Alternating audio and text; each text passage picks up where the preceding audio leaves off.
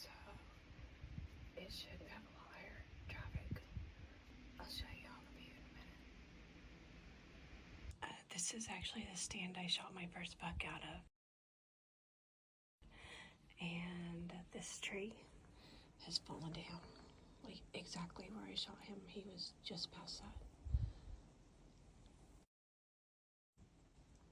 The stand has a lot better visibility than the one I was in yesterday.